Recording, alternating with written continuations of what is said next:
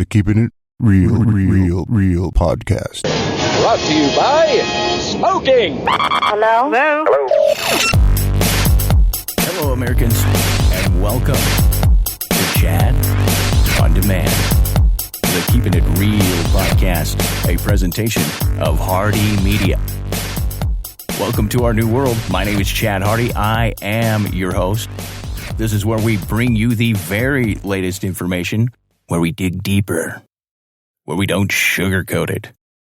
How are you feeling today? Gotta be honest, I had a little bit of anxiety today, not sure why. Maybe too much information. The mental health of this country is on edge. Some of us have embraced this new world that we live in, and the state of the country and the world. Others are choosing not to take any of this seriously. And some who are half-ass concerned, but not enough to change. This was not the podcast I had planned on bringing out. But that world we lived in a month ago no longer exists. The world we lived in last week no longer exists. Not all agree. I do appreciate all the feedback from the last show. Had a lot of positives, some very constructive criticism, some insights. And of course, we had some harshness, some criticisms, some pot shots. And of course, the haters. Hate on. How we move forward from this point, I believe, should be a group discussion. Not a monologue. Your input is valuable. Give it to me. We will not only update you on the latest developments, I will have insight into the many different aspects and opinions of not just myself, but of others like you, of where we go from here. But you have to reach out.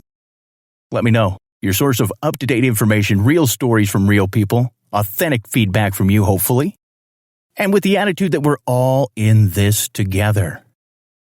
And by staying informed, we will get through this in the coming weeks, the coming months, and beyond. Put us in your favorites right now.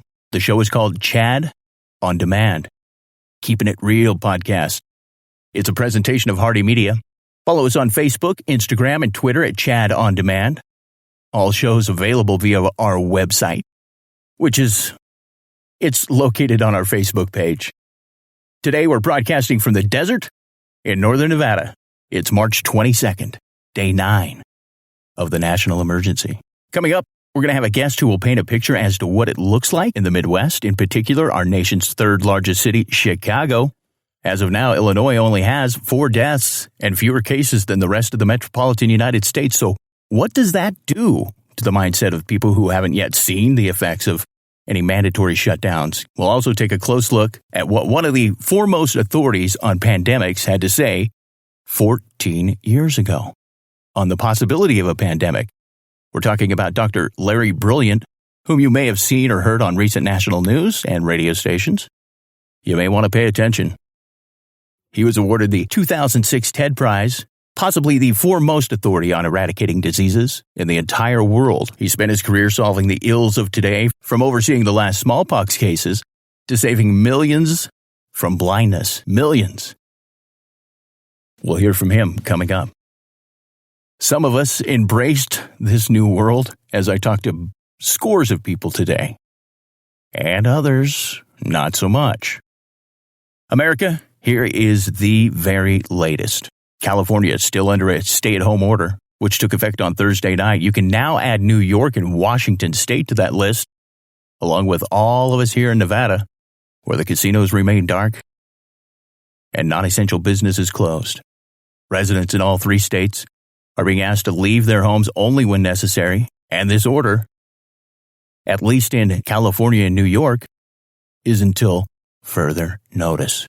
Here in Nevada, 30 days. Everybody's still hanging on to that 30 days. Oh, only 3 more weeks now. It's only been 1 week.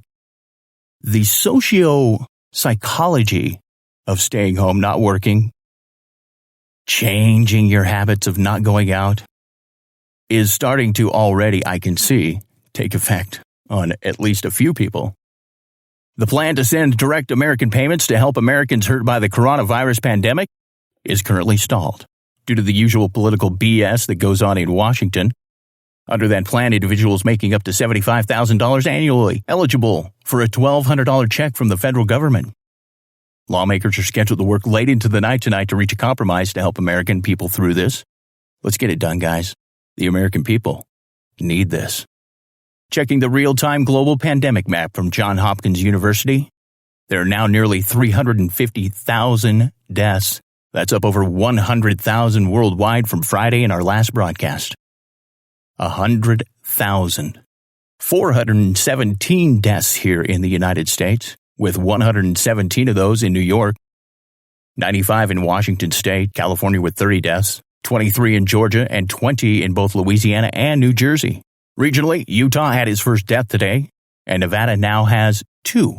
No deaths reported in Wyoming, but the spread there on the uptick. Here in Nevada, the number of coronavirus cases in the state jumped from 109 on Thursday to 190 as of last night. Today's Sunday, the 22nd. According to the data posted by the Nevada Department of Health and Human Services, 109 to 190 in 2 days. The Washoe County Health District announced 3 new cases on Saturday. A man in his 20s who recently traveled internationally, a woman in her 60s who was a contact to a known case, and a woman in her 50s who recently traveled domestically. A second coronavirus case been reported here in Elko County. The city and county have been given authority to shut down all the non-essential businesses. And Governor Steve Sisolak has released grim projections about what will come as the number of cases in Nevada now tops 100. The latest patient is a male in his 40s, recent extensive international travel history. He is self-isolating at home. The first case, a female in her 30s, no underlying medical conditions. Both were tested March 16th. Nevada Governor Sisolak says, quote, "Previously I asked non-essential businesses to close their doors to the public. I'm no longer asking them to do that. I am directing them to do that," said Sisolak. "I repeat, if you are not an essential business, I am using my power as governor under an emergency declaration to order you to close. I'm signing a new emergency directive, the third I've signed since declaring a state of emergency." Now, by signing the emergency directive, the governor is granting local governments the authority to impose civil and criminal penalties for businesses that defy it. As such, the City of Elko Police Department, City Attorney, and City Clerk are urging compliance. A copy of the emergency directive has been posted at elkocity.com for your review. Check it out. Be informed. Also, it's bringing out the jackwagons. We knew it would. It's been reported that Elko residents are being warned about people going door-to-door claiming to offer testing. Las Vegas also began enforcing the directive over the weekend. According to the Las Vegas Review-Journal, after city attorney initially said Sisolak's order was unconstitutionally vague. And here we go with that BS. Come on, people. We're trying to save lives, elongate that curve we talked about on Friday. It in itself is my opinion, and I have embraced it, is that this is not the America that we lived in 2 weeks ago. So as far as I'm concerned, take your unconstitutional and shut the boom. There's a reason we are doing all this, and if you feel like your rights are being violated, infringed upon, tough shizayam. Man, that fires me up. Some damn politically charged attorney in Vegas trying to manipulate the system using our Constitution and so-called rights right now to encourage and or facilitate future lawsuits. Come on. Knock it off. You knew you were going to have to deal with these kind of jackwagons. There's always one, 10, 20. You're listening to Chad on Demand. Now, coming up, we're going to check in with the Midwest. I got a guest from the Chicago area who's going to paint a picture for us of what it looks like and feels like in his neck of the woods, and also get a perspective from the 30-something professional segment of our country, because I'm not there and I don't relate.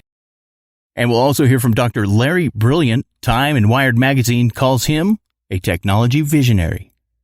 He's directed efforts to eliminate the bird flu disease in India and eventually presided over the last case of smallpox. He founded the nonprofit Siva Foundation, which has cured more than 2 million people of blindness in 15 countries. He's curing the blind. You might want to listen. Right now, let's check the front pages from around the Chad's hometowns. I've got several. Student at 5 different high schools growing up. I consider Wyoming my home state. I am a native. Nevada my home state. Graduated here. Lived here more than anywhere, and California home state due to all my dear friends, family. I've lived there and loved it. NorCal. I include Utah not because I lived there so much, but because, well, I have to travel through, and I do have some very dear friends there. Let's start with Wyoming Tribune Eagle Cheyenne. Wyoming now has 24 reported cases, 5 in Laramie County, no deaths. The good article today about new normal of everyday life by Catherine Palmer and Nikki Kottman. Good job on that. Expecting the unexpected. There's something we haven't talked about Cheyenne. Maybe it's been going on there. But when does the conversation start about the cancellation of Cheyenne Frontier Days? That's going to hurt. The world's largest outdoor rodeo, not only part of Wyoming's tradition and heritage, but an economic juggernaut. Juggernaut, not just the Cheyenne, but the entire state of Wyoming. We'll dig into that later this week, and we'll also talk with someone from the committee. Let's check in on my friends up in Northern California and my old stomping ground in Humboldt County and the Eureka Times Standard, reporting fears among residents over rent and mortgage payments. That is a real fear, a big one, all across the country right now. However, banks are looking at forgiving payments for up to a year, so I'm told. I want you to check with your bank. Check in tomorrow with them. Check with your mortgage lender. Let me know what they say. I'm going to be talking with some mortgage executives tomorrow in the next couple of days, and we'll get that into the guts of that reality that we're all facing in the coming weeks. Definitely let me know what your banks say. Feedback, interaction. It's a group discussion.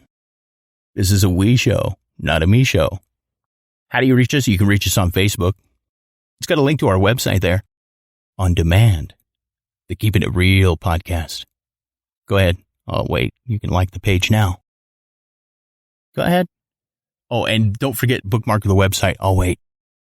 All the podcasts will be available there for you. We went over Nevada headlines, so let's check in with the Midwest and a longtime friend, more like a brother. Way back in the 2008 period, we were doing mortgages together. He was in his early 20s. I was in my mid-30s. Joe, welcome to Chad on Demand.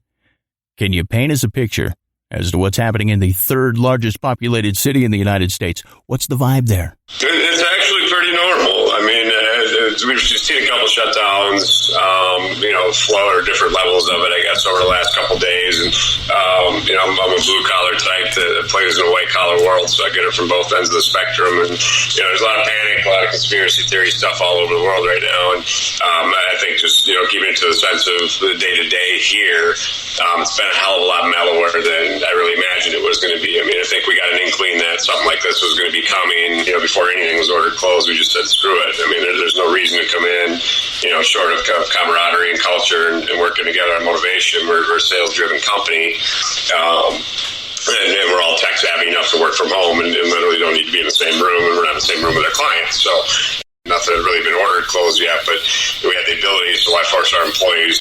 The one thing that I have noticed throughout this and wanted to get a perspective from your part of the country is that Illinois currently has only 4 deaths. This morning there was only 1 death reported, but 168 new cases. So while it still grows there, it's not nearly as fast as the rest of the nation. And especially since you guys are the 3rd biggest city in the country, do you think that might have something to do with the we're not panicking here yet mentality? No, you ask that question like that, it does make me kind of rethink that a little bit, because we were jumping early versus California, Washington, New York. They're already dealing with this by the time that call was made. We had started to see some runs on grocery. Obviously, the TP everywhere that's an issue, but that definitely wasn't driven by our own personal fear. That was definitely watching other cities. That makes a lot of sense. That I never really thought about it that way, that we had not had the personal effect of that yet, but you still have the effect of people in the same mentality. And, not to shout out media or anything like that, but the world of exposure that we have these days, you see everything, so you act now. Does that make sense? Yes, it does. We're talking with Joe from Chicago. And Joe, I understand that the order of social distancing and stay-in-place orders for some of the areas, at least, were put in place just before your big St. Patty's Day activities. And I know that's huge in Chicago. At the end of the day, Saturday, you didn't have the parade, you didn't have the river, but you still had tons of people down there. And I mean, to me, if I were him, I'd have been flipping out. You just ask these guys to be safe. And I'm a partier, you know that. I go to bars, I go out all the time. But sometimes you just got to not, and this is one of those times. And just